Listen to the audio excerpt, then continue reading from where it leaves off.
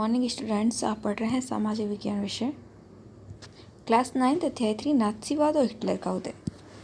हमने पिछली क्लास में जो है नाथसीवाद का जो किस प्रकार से उदय होता है उसके बारे में हमने पढ़ा था। ठीक है, फिर वाइमर गणराज्य का जो जन्म होता है उसके बारे में हमने पढ़ा। आपको जो है जब भी आपका गैप ज़्यादा रह जाता है, इस कारण से आप क्या कीजिएगा कि क्लास शुरू होने से पहले जो है आप पहले ही जो है पढ़ के रखा कीजिए कि जैसे कि आपको पता है कि आज क्लास होने वाली है, तो उससे पहले जहाँ तक पढ़ाया गया है उसको एक बारी रिवाइज़ कर लेना है आपको, ताकि आपका जो आगे जो पढ़ाने जा रहे हैं उसको आपकी कंटिन्यूटी बनी रहे और आपको समझ में आ जाए।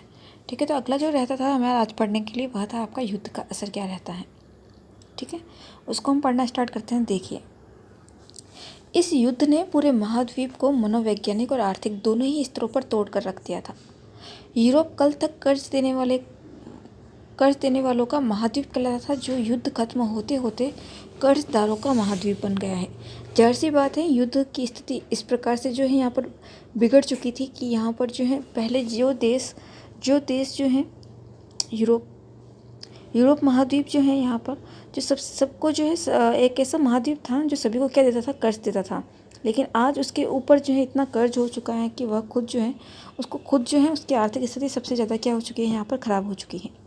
आगे देखिए, विडंबना यह थी कि पुराने साम्राज्य द्वारा किए गए अपराधों का हर्जाना नवजात वाइमर गणराज्य से क्या करना पड़ा, वसूल किया जा रहा था।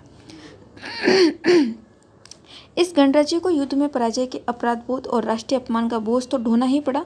हर्जाना चुकाने की वजह से आर्थिक स्तर पर भी वह अपंग हो चुका था। वाइमर गणराज्य की हिमायतियों में मुख्य रूप से समाजवादी, कैथोलिक, डेमोक्रेट खेमे के लोग थे। रूढ़िवादी, पुरातनपंथी, राष्ट्रवादी मिथकों की आड़ में उन्हें तरह तरह के हमलों का निशाना बनाया जाने लगा। नवंबर के अपराधी कहकर उनका खुलेआम मजाक उड़ाया गया। इस मनोदशा का 30 के दशक के शुरुआती राजनीतिक घटनाक्रम पर गहरा असर पड़ा। यहाँ पर जो है किस प्रकार की स्थिति बताई गई है कि यहाँ पर जो है कंटिन्यूसली जो है जो युद्ध की स्थिति के बाद में किस प्रकार की स्थिति हो रही है उसके बारे में जो है आपको पूरा जो है यहाँ पर बताया गया है। किस प्रकार से जो है गणराज्य के पराजय का जो है उसकी जो अपमान हुआ है, उसकी हार से उसका बोझ जो है उस गणराज्य को झेलना पड़ रहा है। कौन से गणराज्य? वाइमर गणराज्य। ठीक है, अब वाइमर गणराज्य को जो है इस प्रकार से जो है एक तो आर्थिक स्थिति तो इनकी खराब हो ही रही है, उसके साथ में जो है इनको अपमान का भी जो है सामना करना पड़ रहा है और उनका जो है खुलेआम मजाक भी उड़ाया जा रहा है और इनको एक शब्द से जो है कहकर बुलाया जा रहा है। क्या शब्द है उसका यूज़? नवंबर के अपराधी। इस प्रकार के शब्दों का जो है उसके लिए जो है यूज़ हो रहे हैं। आगे देखिए, पहले महायुद्ध ने यूरोपीय समाज और राजनीतिक व्यवस्था पर अपनी गहरी छाप छोड़ दी थी। सिपाहियों को आम नागरिकों के मुकाबले ज़्यादा सम्मान दिया जाने लगा।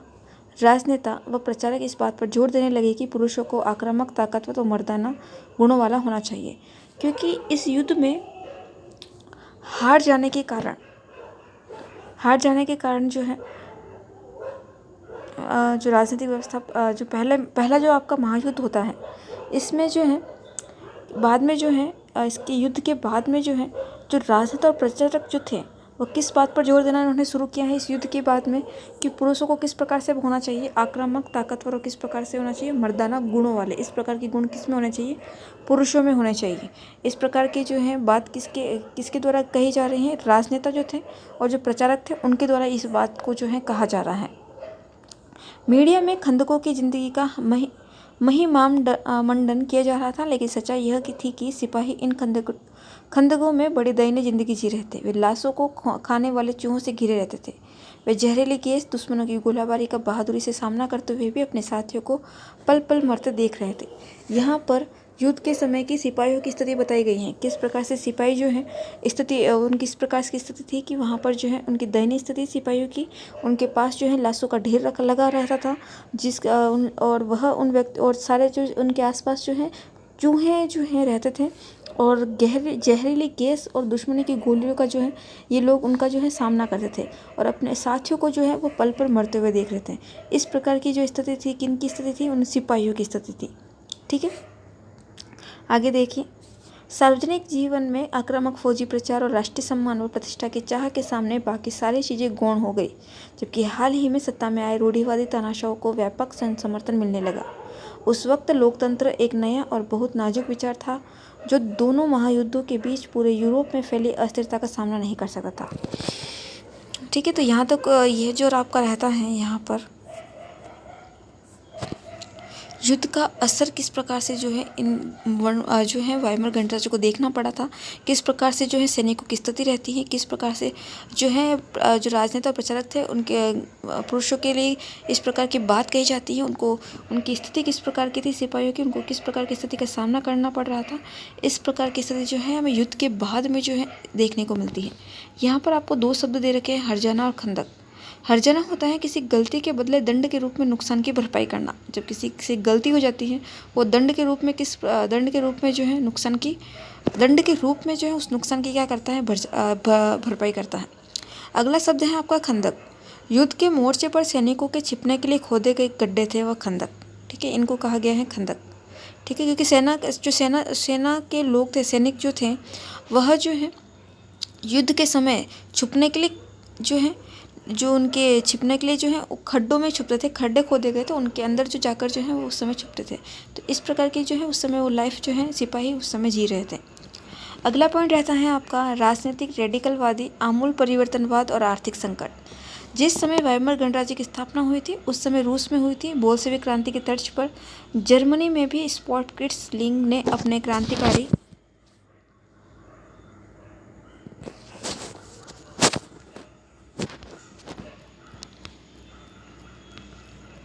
यहाँ पर आपको एक पिक्चर दे रखा है, एक फोटो दे रखी है। यह उस समय की है जब स्पार्टकिट्ज़ जो था उसने संगठन आयोजित किया था, रेडिकल संगठन। वह उस जो संगठन आयोजित किया गया था उसकी रैली का यह जो है दृश्य है। ठीक है, आगे देखिए, विद्रोह की योजनाओं को अंजाम देने लगे। बहुत सारे शहरों में मजदूरों और नाविकों के सोवियतें बनाई गई। बर्लिन के राजनीतिक माहौल में सोवियत किस्म की शासन व्यवस्था की हिमायत के नारे गूंज उठे।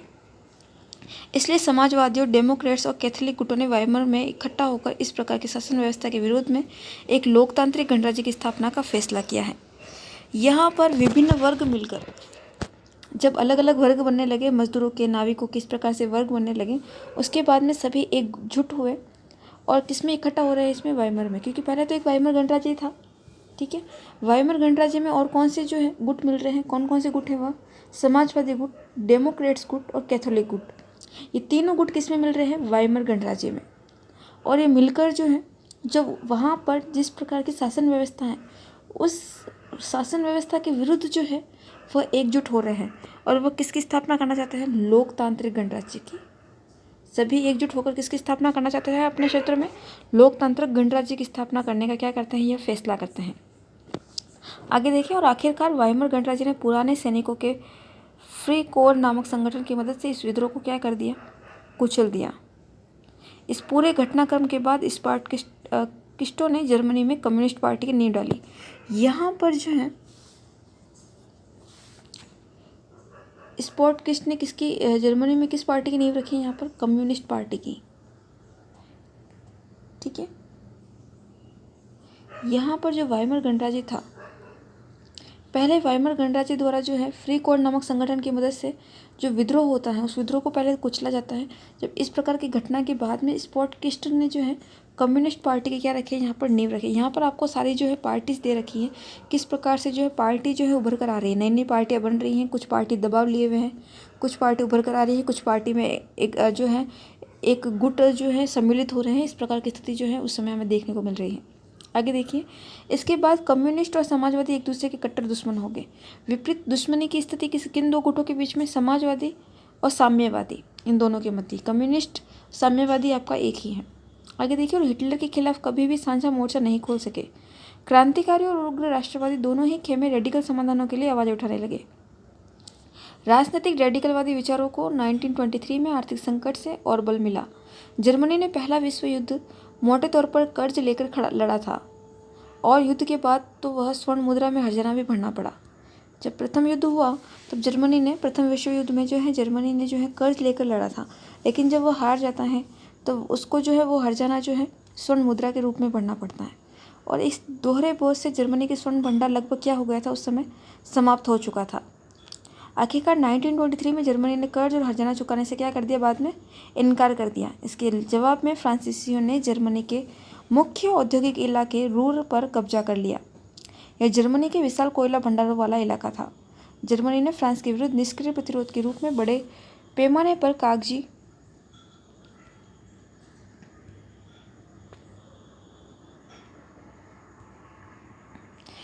मुद्रा छुपाना शुरू कर दी। यहाँ पर जो है अन्य देशों द्वारा जो है, वहाँ पर अन्य देशों द्वारा है उनके औद्योगिक इलाके, जो औद्योगिक क्षेत्र थे, उन पर कब्जा किया जा रहा है। किनके द्वारा, किस पर? फ्रांसीसियों द्वारा जर्मनी पर।